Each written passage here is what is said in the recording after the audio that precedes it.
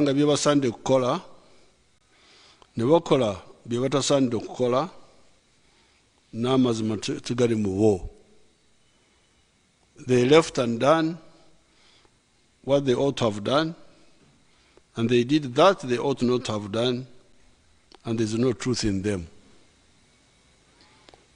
This is on page 42 in the Book of Common Prayer of 1662 of the Church of Uganda.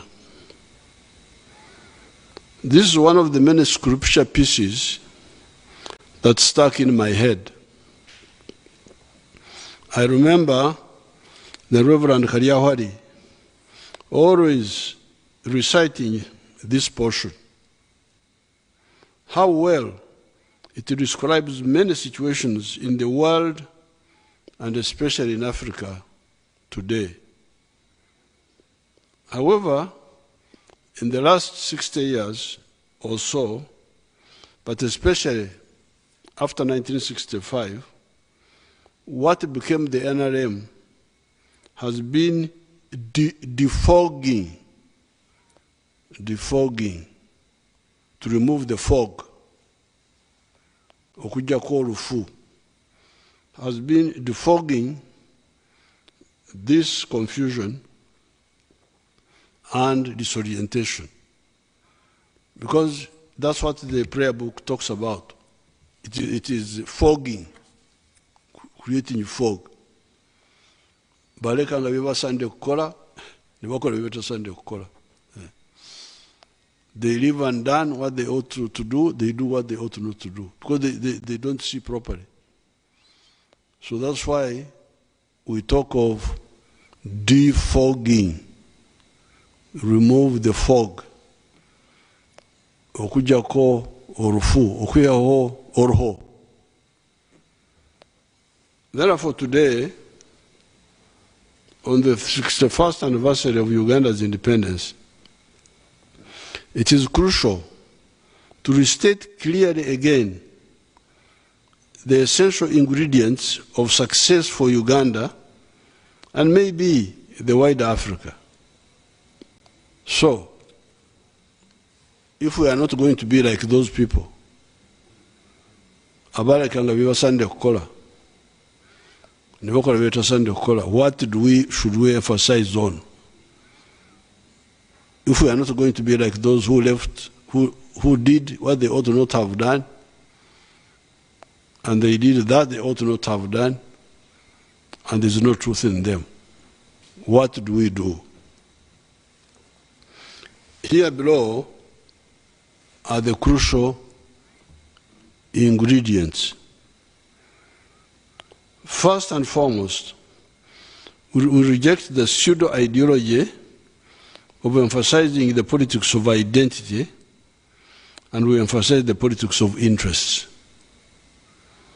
While we recognize and respect the respective identities of our people, according to religion, according to tribes, according to gender, we insist that in order to ensure the economic and social prosperity of our people, we must not forget their needs.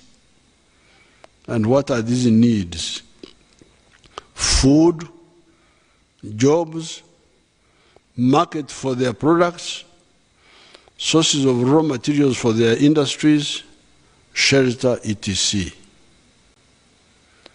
Since 1965, the NRM has been insisting that although our people belong to different tribes and to different religions, etc., they first of all have similar needs: hunger, poverty, shelter, poor infrastructure, inadequate clothing, health, etc. And secondly, they need the supra-tribal Ugandan market and the Pan-African market for their products to ensure their prosperity.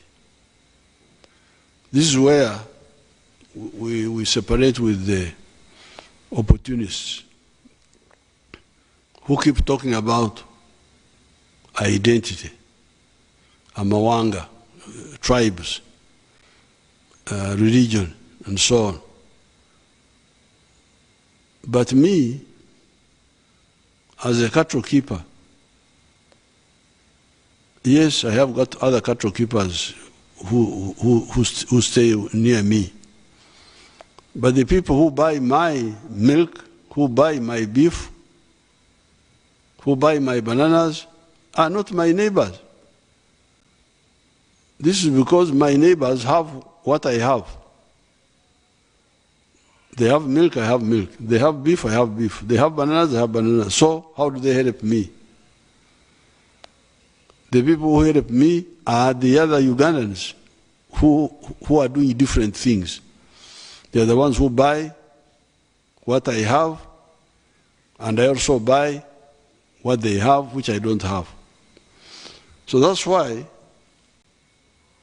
we reject the emphasis on identity politics. Yes, we are Banyankore, yes, we are Baganda, but so what?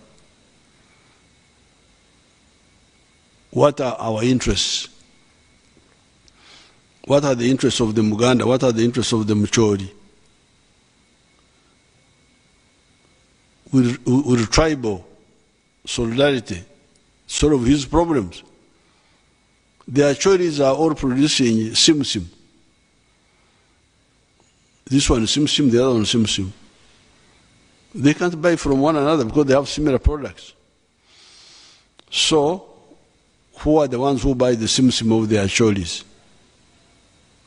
We, the people of Kampala. I don't grow simsim, so I buy it. Therefore, the prosperity of our Acholi people is based on my pocket. I am the one who buys the simsim. So if an Acholi builds a good house, it is because of my pocket. Me who is not an Acholi. So therefore, we reject, we call this pseudo-ideology. And we are saying that prosperity,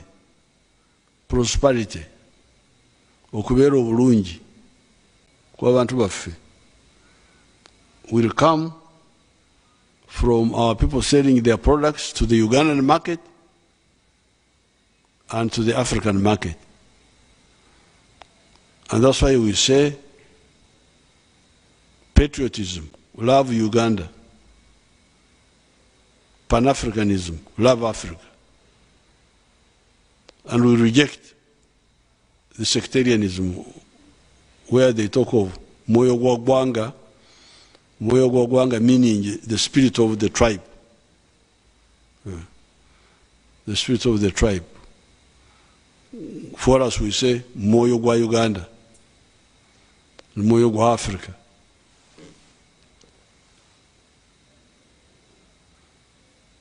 Hence, the two principles of the NRM of patriotism and Pan-Africanism. Otherwise, we have told you repeatedly, we shall build a Latin America in Africa instead of building a United States of Africa in Africa. You all watch on TV channels the misery of the Latin American populations, walking on foot, fleeing man-made poverty in their respective countries, their tremendous natural resources, the rivers, the forests, the minerals, the good climate for some of them, the ancient heritage of indigenous Indian peoples, etc., and culture notwithstanding, to the man-made affluence in the United States, simply because the latter, the USA, emphasized integration, while the former Latin America emphasized fragmentation. I must apologize that I didn't alert my team to put these pictures here, but they are in the booklet, they are here. To see you, where are they? You have them. ng'abantu bange kati bakola.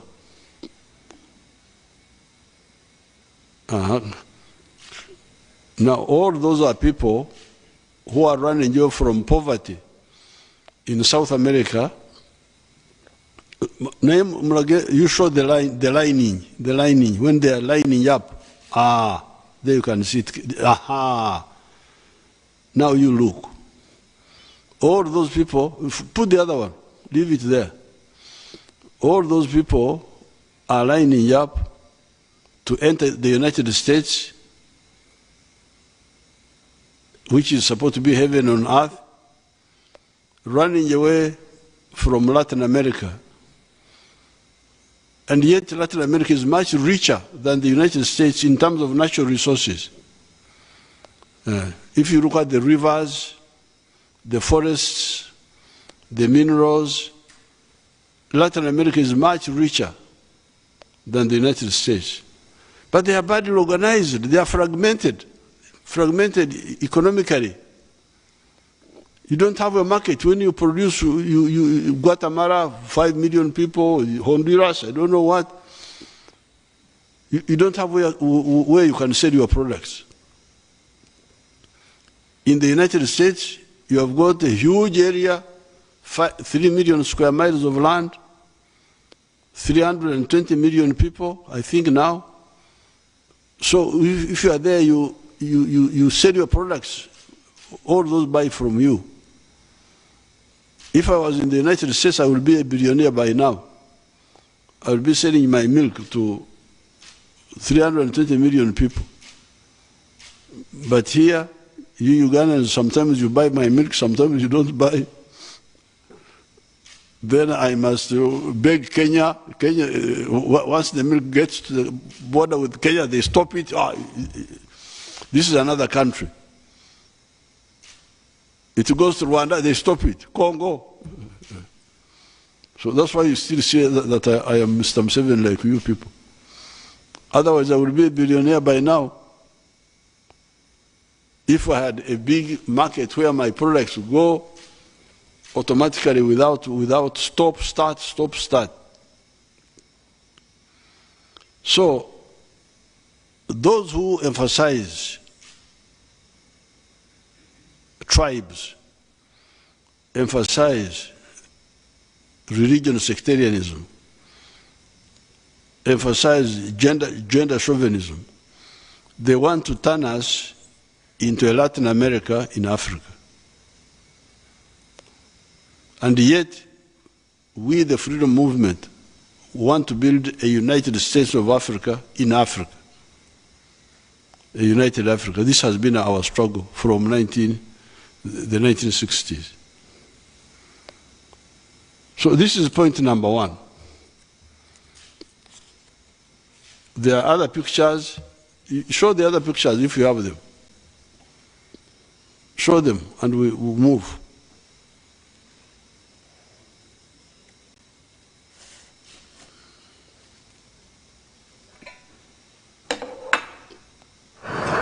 Thousands of migrants and refugees have crossed into the United States in recent days, with many more arriving by the day.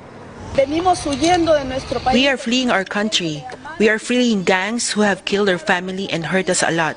We need their U.S. support to enter this country because we cannot return to our country. On Saturday, the U.S. Homeland Security Secretary Alejandro Mayorkas was joined by Honduran President Xiomara Castro for a visit to McAllen, Texas. I believe that in our history, we have never seen an exodus of entire families from our country, seeking opportunities due to the levels of violence. Hondurans, along with people from Venezuela and Haiti, form the largest group of migrants and refugees trying to cross the border, and U.S. officials are seeking new strategies to address the worsening crisis. I am grateful to the Honduran government for working with us to effectively and safely return individuals to Honduras who are ineligible for relief in the United States.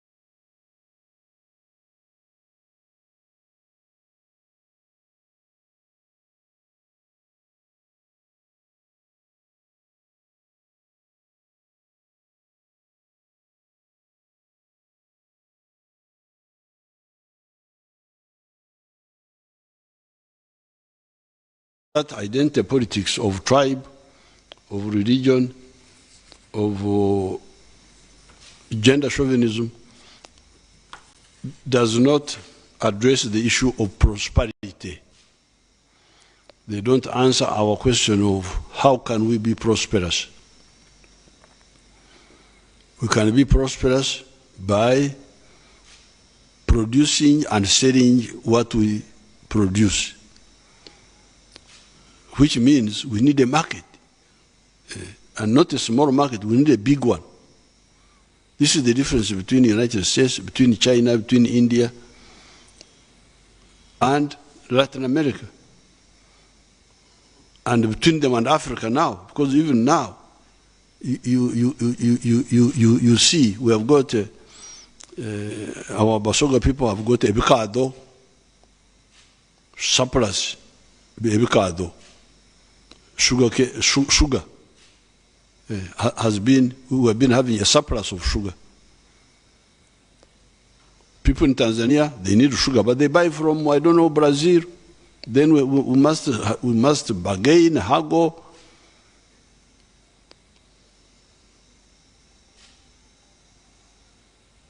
Duma, maize, a lot of maize. Problem with maize, milk, cement, so many products which can't easily enter the African market because of the the colonial sengenges, which we have not removed. Sengenge means barbed wire. Put on the border. So we are saying, please stop tribal religious talk. Talk about Uganda, talk about Africa. Why? Because you need those for your prosperity. Emphasizing the 4 principles of the NRM, therefore, of patriotism, Pan-Africanism, socio-economic transformation and democracy, creates adequate space for guaranteeing the prosperity of the wealth creators. And who are the wealth creators? The farmers like me. I am a wealth creator, I am not a wealth consumer. The artisans, the manufacturers, and the service providers. All those, by giving them a big enough market, and also by expanding sectarianism, which act helps us in building strong national institutions, such as the army, that guarantees our security. The ideology of patriotism and Pan-Africanism also promotes harmony among the people. That is why we no longer have a refugee problem, while by 1986, Uganda was among the 4 top countries in the world in refugees generation, in producing refugees. 500,000 Ugandans, mainly peasants, and a large group of exiles, mainly the elite. The former were in Congo and South Sudan, and the latter, the Banasomako, the elite, were in the USA, UK, Sweden, Kenya, South Africa, etc. There were so many Ugandan doctors that had fled and working abroad. All the refugees came back, and the Ugandans who are still outside are there voluntarily.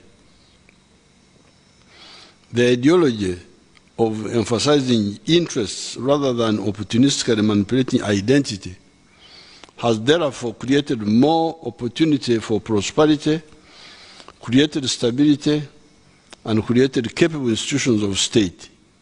It is one of the necessary ingredients for success. So when you are dealing with the other issue of balekanga bibasande kukola, they left and done what they ought to have done, and they did what they ought not to have done. We are now telling you that this is the first thing you should do. If you forget patriotism, you forget Pan-Africanism, and you go into sectarianism, you are lost.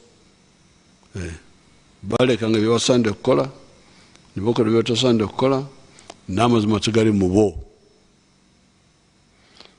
The second ingredient for success is the philosophy and strategy of emancipating the private sector and encouraging it to be the best creator of wealth in the economy.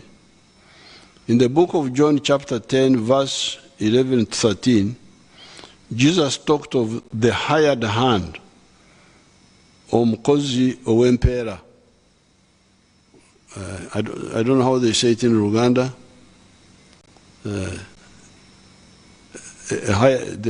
Bakyogera bati mu Uganda. Bano benna wano Uganda lwabo tebategerekeka bali awo. Abamu Bakongo, abamu simanyi ba. So the hired hand. But in Yankole we say omukozi w'empeera, ompakasi. So it says, in quotes, I am the good shepherd. The good shepherd lays down his life for the sheep. The hired hand is not the shepherd and does not own the sheep. So when he sees the wolf coming, he abandons the sheep and runs away. Then the wolf attacks the flock and scatters it. The man runs away because he's a hired hand and cares nothing for the sheep. Even the Banyankole say, obwenje kuburra mukama wente omufuma aragurra busha. When the owner of the cow does not know how to manage it, the veterinary person cannot save the cow. The Nachivo announcements of 1970 and the actions of Idi Amin of expelling the Indian investors were strategic mistakes because they undermined the work of those wealth creators by confiscating either partially or wholly the wealth of those actors.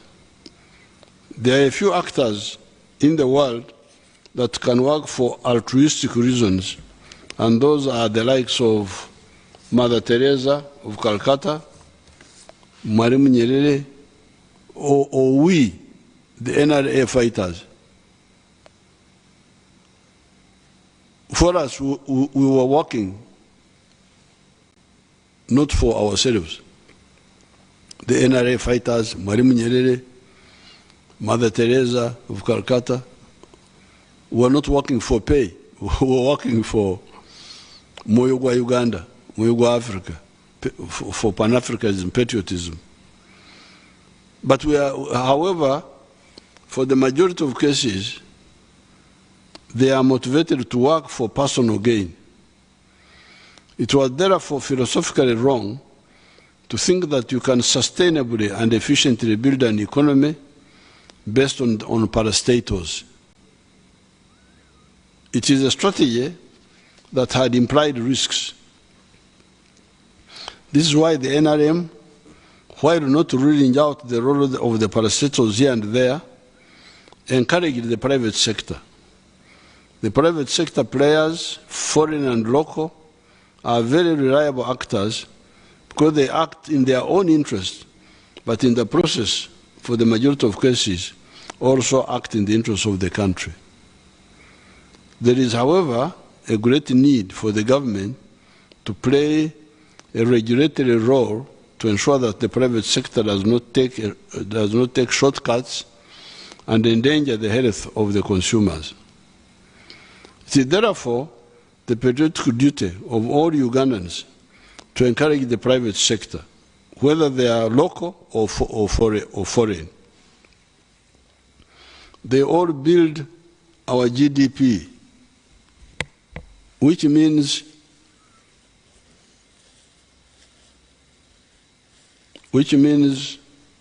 the value of the wealth on the territory of Uganda, whether by our citizens or others. In the process, it also helps us to expand our GNP, gross national product, which is the value of the wealth of our citizens, whether located here or abroad. The GDP of the USA is US dollars 26.24 trillion.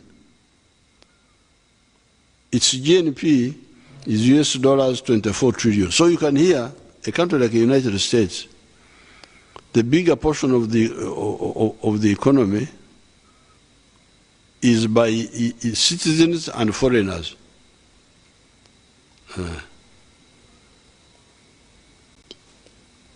The foreigners add on in the US another $2 trillion. The indigenous own the rest.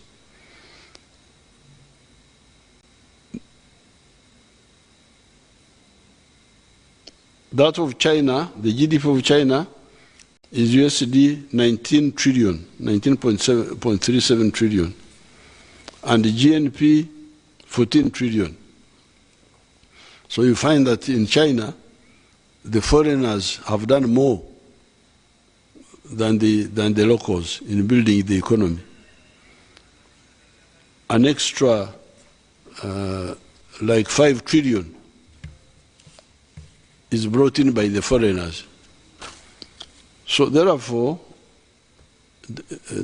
delaying investors, whether local or foreign, is enemy action, and we shall take it as such.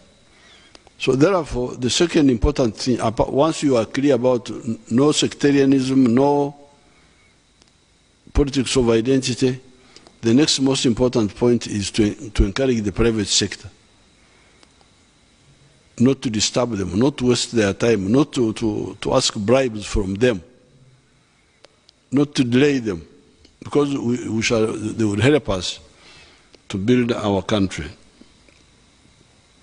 The third most crucial ingredient is economic infrastructure, especially electricity, the railway, the roads, the ICT backbone, airports, ports, piped water, irrigation canals, etc. These are crucial so as to create connectivity by linking the producers with the consumers, i.e. in the form of roads, the railway, airports, the ICT backbone, the ports, or lowering costs of doing business in the economy and also stabilizing agriculture in the case of irrigation. This will make our products plentiful and competitive. So, number one,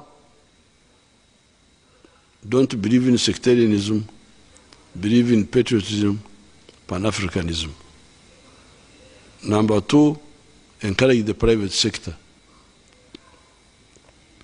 Number three, work on the infrastructure, economic infrastructure.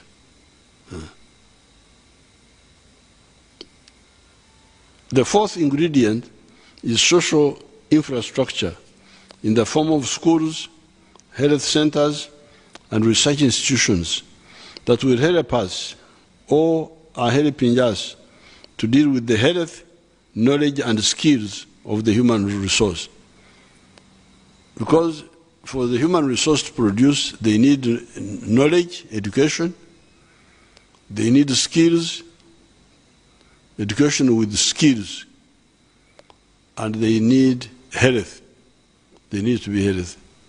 So that's why we need social infrastructure in the form of schools, in the form of health centers. The other roads and so on are economic infrastructure. This is social infrastructure. A modern society and economy need healthy people that are knowledgeable and skilled. The fifth ingredient is working on regional economic and political integration so as to guarantee a market for our products and also ensuring our strategic security against any and all threats to our future. Now, I've already told you about the market. Uganda market alone is not enough. That's why it is not able to absorb all our milk. Milk we produce now 5.4 billion liters. You Ugandans are drinking only 800 million. So there is a surplus now of 4 billion liters. If we do not have the markets of other countries, of East Africa, of Congo, of South Sudan, the milk industry will collapse. The maize, 5 million tons. Ugandans consume only 1 million tons. Surplus 4 million tons. Avocado, Nasukari. I think we are now at 700,000 tons of sugar. But the consumption within Uganda is about 320,000 or something like that. So we've got a surplus of almost 400,000. And so on. So, without a regional market, what is the future?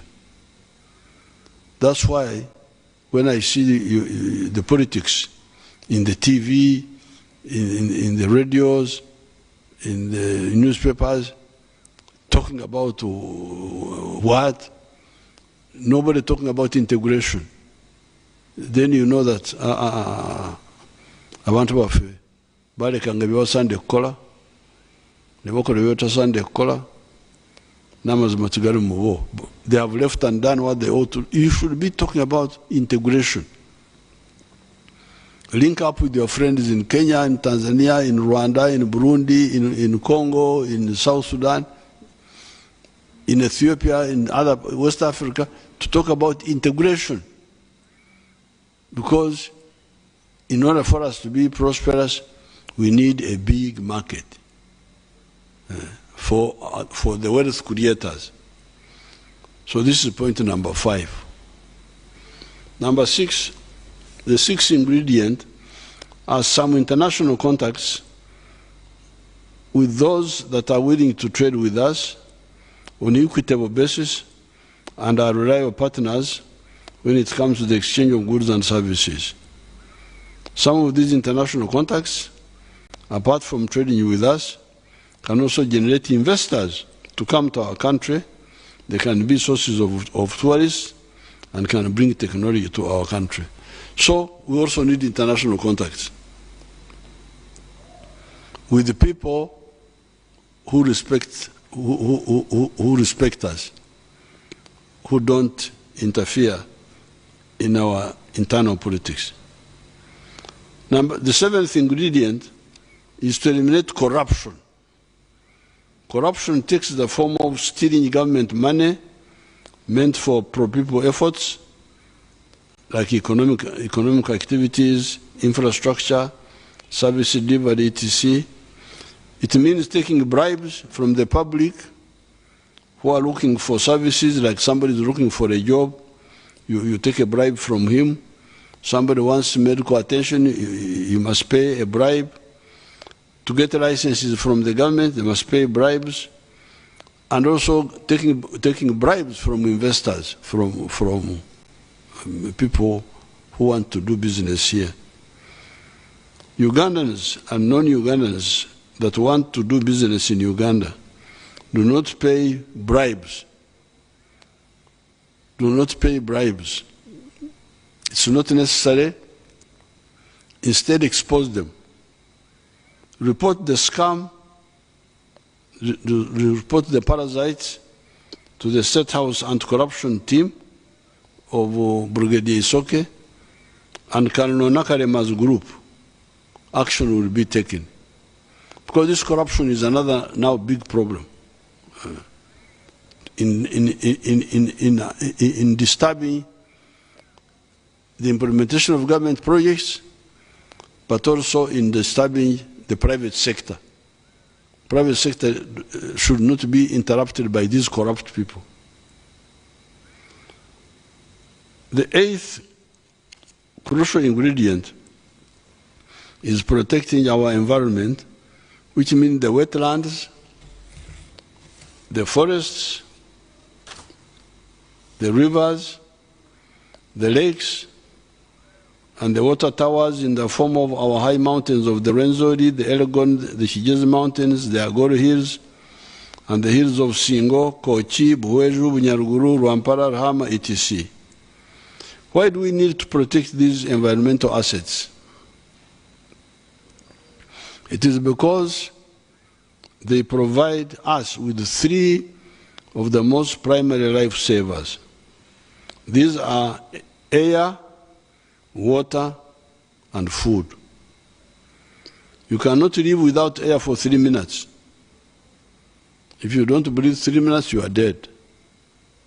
3 minutes. You cannot live without water for 3 days. And you cannot live without food for 8 days. These environmental assets are responsible for our plentiful rainfall and water.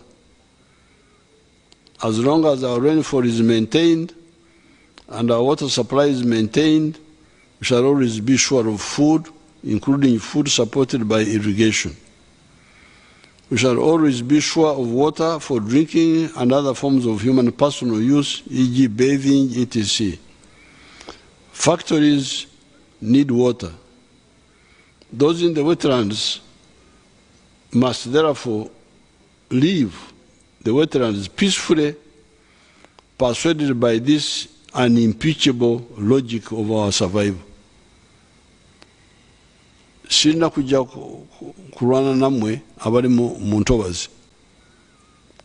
Amazima gano okutegeera obukulu bw'ensonga eno okuli wano mu kiwandiiko kwe kubalaga nti muve mu ntobazi. Leave the wetlands because of the logic here. Because those environmental bodies, the forests, the lakes, the wetlands, the mountains, here they are responsible for three things: for air, water, and food. Meaning, in other words, for survival.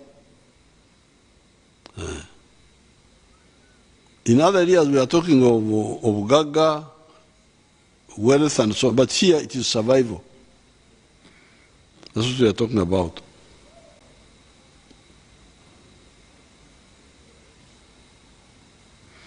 Those in the wetlands must leave them peacefully, persuaded by this unimpeachable logic of our survival. The ones in the Buked of Busoga and Kigezi areas will be assisted to shift from the wetland rice growing to either growing that rice by irrigation on the non-wetland land of Butaka Obukalu, or to fish farming at the edges of the wetlands, allowing the rest of the wetlands to regenerate. Those who have encroached on wetlands in other areas must leave unconditionally because they went there knowing it was a mistake. The ones of Busoga, Bukede, and Kigezi were misled by the governments of that time, such as Chibimba rice scheme. That's why we shall assist them to get out. But the other ones, in the other areas, they must go unconditionally. They must leave. And I'm going to write an executive order. It will be detailed. Anybody who does not implement it will be answerable. The local chiefs. Because those wetlands which are being encroached on, they belong to a parish. What is the parish chief doing? They are not on the moon. A wetland which is being encroached on is in a parish. A parish has got a parish chief. oyo ngenda kumukwata oyo. I will arrest that one. That wetland is in a sub-county. What is the sub-county chief doing? How about Giso? There's a Giso there. What are they doing? There is a cow in the district. There is another DC. So please, I'm going to issue a detailed executive order. People must leave the wetlands, must leave the forest and the river banks.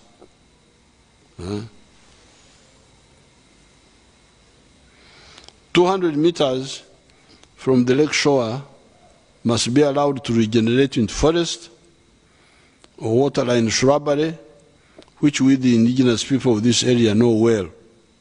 We know the bushes which grow near the water. Eminava, Mbobo, Eminyeganyeje, etc. See, if you leave, these bushes will grow. If you see on the way to Entebbe, that Kituburu, I think they call it Kituburu, near the water now there is swamp grass there. On the left as you go to Entebbe.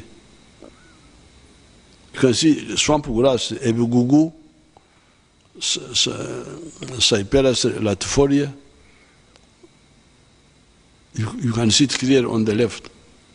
So if you leave the place, the swamp bush and grass will grow. 100 meters from the river banks must be similarly vacated.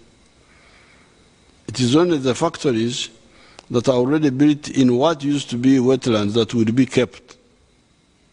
Because the factories are very expensive and we need them. But no new ones, no new factories must be built or licensed to be built in wetlands.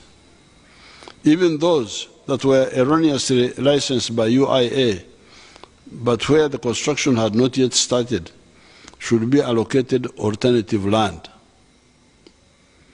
The environmental authorities may permit well-organized residential houses and hotels near the lake shore or the river banks which observe environmental rules, e.g. planting grass and trees so that there are no bare patches of soil from which the Omkoka, the Mtunga, the runoff water, would pick soil to silt the water bodies.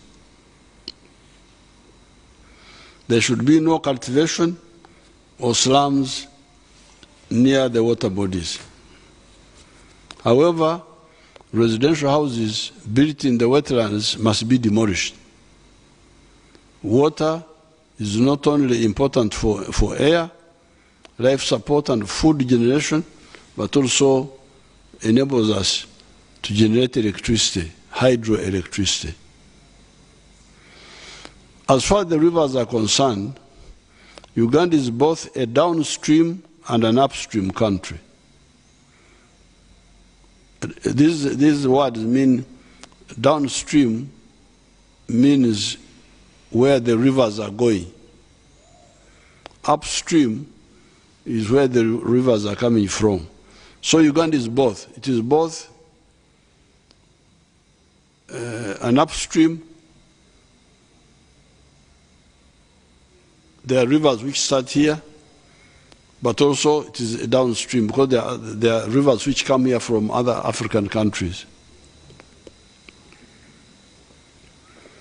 According to our water people, 14 billion cubic meters of water per year that Uganda gets come from rivers, comes from rivers that originate from Uganda, while 29 billion cubic meters of water comes from rivers that we share with other sister countries. Given the political fragmentation that we try to heal by regional integration, we cannot always guarantee the proper management of the rivers and their catchment areas that spring from the brother countries vis-à-vis soil erosion, silting, etc. However, we should set the good example by correctly managing the water bodies within our jurisdiction. We will then have the moral authority to approach the brother African countries about the shared rivers. I therefore demand that all these encroaching on the wetlands in the manner mentioned above vacate those sites as laid out above. The rivers like Ruizi, Mpanga, Mayanja, Kafu, Aswa, Agago, Mporogoma. Dial star 185 star 85 hash to open an STD.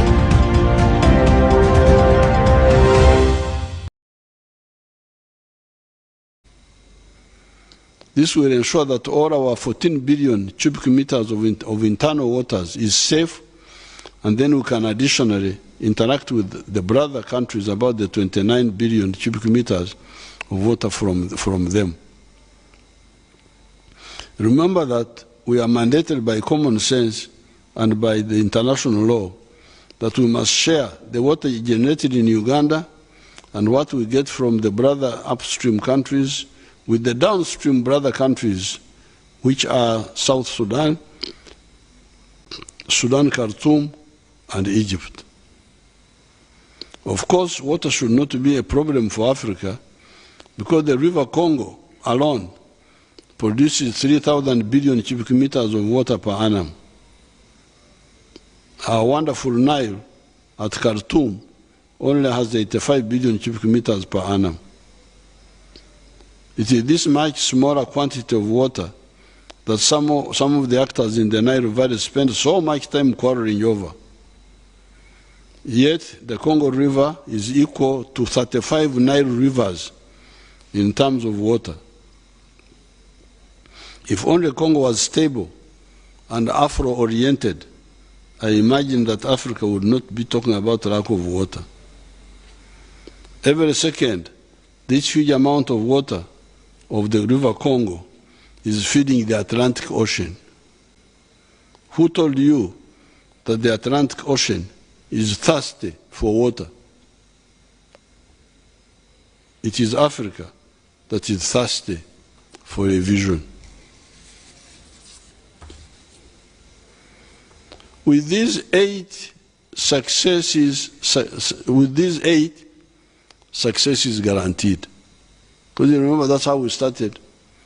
Bale kanga biwa sande kukola, biwakola bita sande kukola, namu matagari muwo. They left undone what they ought to have done, and they did other things. We are now telling you these are the things to do, the 8. With these 8, success is guaranteed.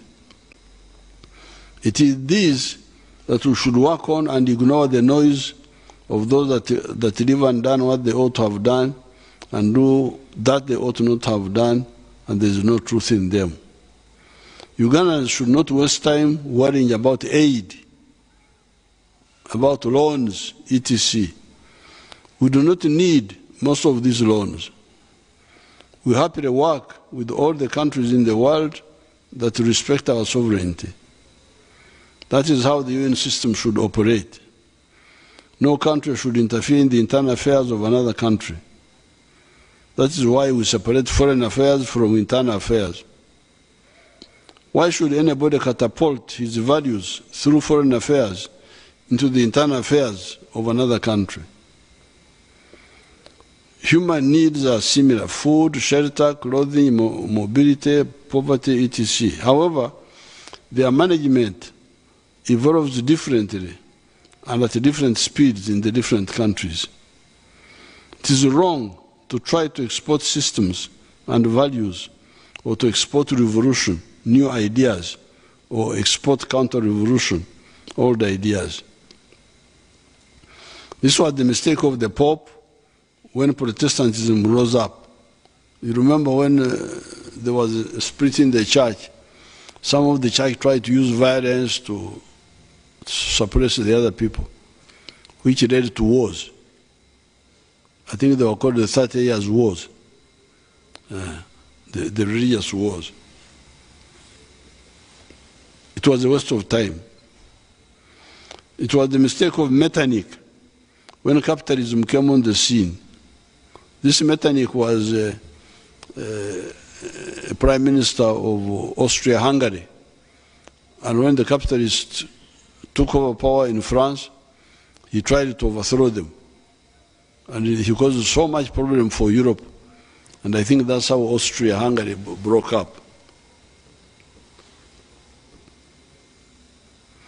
Mistake of Napoleon when he tried to export the ideas of the French Revolution.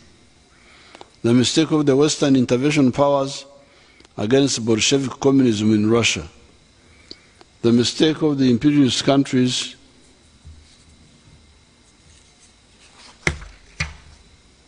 trying to maintain neo-colonialism in Africa, like the killing of Patrice Lumumba or the killing of Salvador Allende in Chile. If you think that your ideas are correct, read the Gospel of Matthew chapter 5 verse 16. It says, "Let your light shine so shine before men that they see your good deeds and praise your Father in heaven." That's what it says. If you know you are right, don't try to use force and pressure to change people. Just show your good example and we copy it.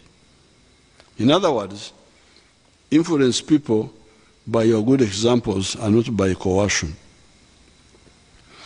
Those actors who try to interfere in the internal affairs of other countries overestimate themselves and underestimate the capacity of the people of the world and their ability to defend their legitimate interests. Those actors are also uninformed.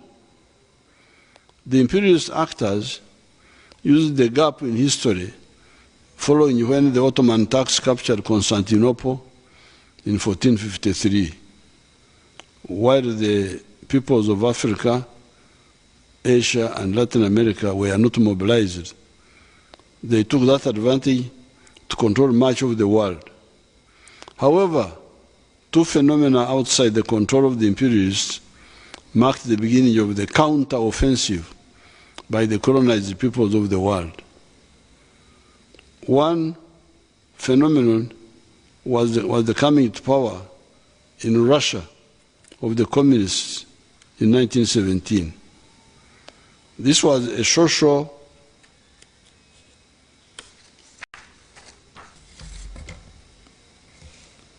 force in a semi-modern big country that had no interest in colonizing other people of the world. Marshal of the Soviet Union Gorgy Zhukov, in his book Reminiscences and Reflections on page 267, writes as follows. This is in quotes. "Let me recall a set of facts which, when reported to Stalin, were likely to heighten his distrust for the above warning. I mean the secret negotiations with Nazi Germany in London in 1939, precisely when Britain, France, and USSR were holding military talks in Moscow. British diplomats were offering the Nazis an agreement on dividing the spheres of influence on a world scale. The British Minister of Trade, Hudson, said during his talks with a Nazi called something, Wartat, a Nazi Privy Councillor, close to Field Marshal Goering, that three extensive regions offering unlimited opportunities of economic activity, the British Empire, China, and Russia, were open to the two countries. These people are proposing to share the world, proposing to the Russians, but the Russians rejected it. Why do you want to share the world? Why do you want to share other people? You can't be clever when you think like that. Eh? You can share cows, you can share goats, but to share people. Why do you want to share? Spheres of influence. Who are you? Ononyachi. When Hitler tried to offer the Soviet Union to discuss the idea of dividing the world in spheres of influence, he encountered a sharp and unequivocal refusal of the Soviet side, which would not even hear of the subject. The imperialist actors did not pay heed to this just stand, and inter-imperialist rivalry soon plunged the globe into the catastrophe of the Second World War, where the Soviet Union played the major role of defeating fascist Germany and Japan. The anti-imperialist camp grew when the communists took control of another big country, China, in 1949. In fact, one clever American general, Omar Bradley, aptly described the environment of the Western countries in the Korean War as, in quotes, a wrong war at a wrong time, in a wrong place, with the wrong enemy. So, those who want to control the world, this was their first problem. These big countries which were taken over by people who didn't believe, who didn't share their view. The second phenomenon was the founding of the ANC, the African National Congress, by the broad sections of the African peoples in South Africa to spearhead the resistance of the African people against the evil system of colonialism. The African resistance would no longer be led by chiefs with ostrich feathers, but by more enlightened freedom fighters such as Jomo Kenyatta, Kwame Nkrumah, Julius Nyerere, Samora Moses Machel, Nelson Mandela, Oliver Tambo, Robert Mugabe, and others. So these two events, the communists taking over Russia in 1917, and then China in 1949, and taking a strong stand against Ofuzo Matwari, against imperialism. And then the ANC being started, led by new people, and later joined by other movements, like TANU of Tanganyika, like our UNC here, like the parties of Ghana. These two events could no longer allow the imperialists to play around. With these two factors, it is futile for the imperialist countries to entertain illusions of perpetuating their control over Africa, let alone the whole of the global South. They are squandering abundant goodwill that the Africans have toward the citizens of those countries in spite of the past mistakes. Since the founding of the ANC in 1912, much of the global South has ejected the imperialists. Indonesia under Sukarno in 1946. India under Gandhi and Nehru in 1947. Vietnam under Ho Chi Minh 1954. Cuba under Castro 1959, and so on and so forth. Yet these victorious anti-colonial revolutions are not necessarily anti-West in all aspects. Take Vietnam. Who lost when the victorious Vietnam united and became a stronger powerhouse in Southeast Asia? Even the USA today seems to have good relations with the strong Vietnam. Therefore, these standoffs and conflicts are due to philosophical, ideological, and strategic shallowness or parasitism by some narrow groups in the respective countries or both. Those involved should stop wasting our time and the good opportunities of the whole world. With these 8 ingredients, Uganda is unstoppable. With these 8, talk of aid is laughable. We do not need aid. It is the mishandling of these 8 that is the killer. Jesus, in the book of Matthew chapter 15, verse 11, pointed out that what kills a person is what comes from within him, but not what comes from outside. It says, in quotes, what goes in someone's mouth does not defile them, but what comes out of their mouth, that is what defiles them. End of quotes. I thank you and I wish you good luck.